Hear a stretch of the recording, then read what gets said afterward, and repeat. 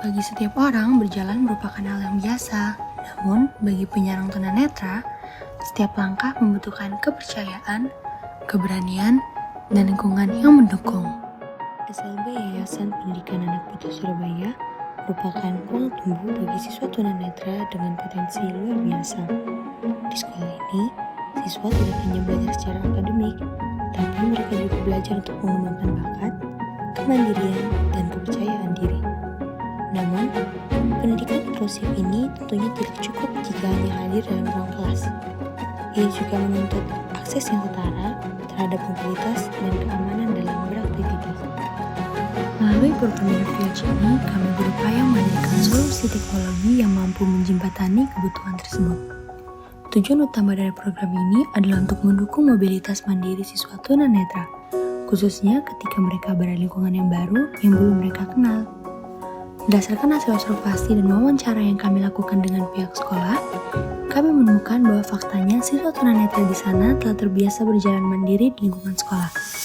Namun, permasalahan mulai muncul ketika mereka harus keluar dari lingkungan tersebut, saat berada di lingkungan sekolah, atau bahkan ketika saat mereka tampil di luar negeri untuk bermain musik. Fasilitas publik sana yang belum tentu ramah untuk tunanetra menjadi tantangan besar dalam mobilitas mandiri.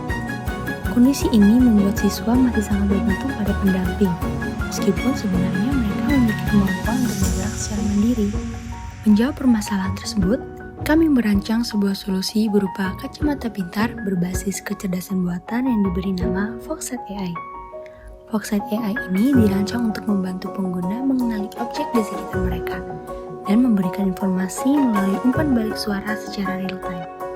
Solusi ini tidak dimaksudkan untuk menggantikan kemampuan pengguna, melainkan untuk mendukung dan memperkuat kemandirian yang sudah mereka miliki. Proses implementasi diawali dengan pelaksanaan sesi brainstorming secara intensif bersama dengan seluruh anggota tim. Pada tahap ini, tim secara mendalam mendiskusikan alur dan perangkat, dimulai dari cara kerja alat hingga interaksi pengguna dengan sistem. Dalam sesi brainstorming ini, tim mempertimbangkan berbagai kondisi worst case selama penggunaan perangkat, seperti penggunaan yang kurang optimal, perangkat terjatuh, atau pengoperasian dalam kondisi yang tidak ideal. Setelah tahap brainstorming selesai, tim melanjutkan ke tahap penentuan dan pembelajaran teknologi yang akan digunakan dalam pengembangan sistem. Pada fase ini, kami mulai membangun sistem berbasis web yang berperan sebagai fondasi awal dari keseluruhan sistem. Seiring dengan pengembangan sistem digital, tahap implementasi juga mulai memasuki proses perakitan perangkat keras.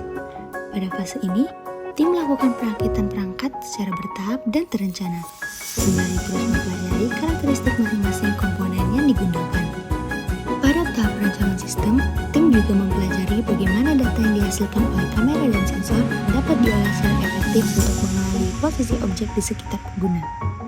Secara keseluruhan, proses pembelajaran, perakitan, dan pengembangan sistem dilakukan secara paralel dan berkelanjutan. Setiap kendala yang ditemukan selama proses implementasi dijadikan sebagai bahan evaluasi untuk perbaikan dan penyempurnaan sistem pada tahap berikutnya. Pada tahap ini, tim secara aktif melakukan riset lanjutan serta uji coba berulang guna meningkatkan keandalan, efektivitas, dan kesiapan sistem sebelum diterapkan secara lebih luas di lapangan.